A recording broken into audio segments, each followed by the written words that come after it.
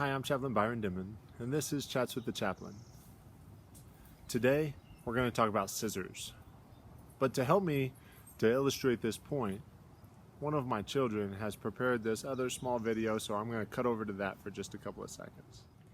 I discovered that if you put a needle on top of open scissors, then you close it, the needle becomes magnetized to the scissors in such a way that it is kind of strong, but it'll still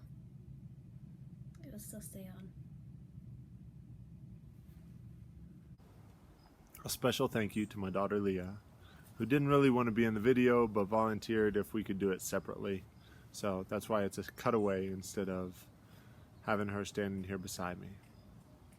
The crazy thing that we just witnessed is that as the scissors created friction between the two blades, it polarized the needle underneath it.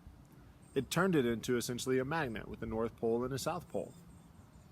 And sometimes, when we have friction in our own lives, that happens to us as well.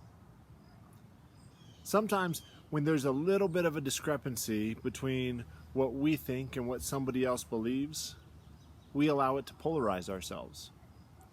We allow it to push us to the extreme of our belief.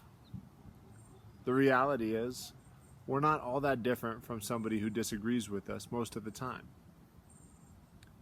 But also, if we consider the purpose of scissors, that friction between those two blades is actually what makes the scissors useful. It's what turns them into a tool that can do the job we need them to do. It helps them to cut.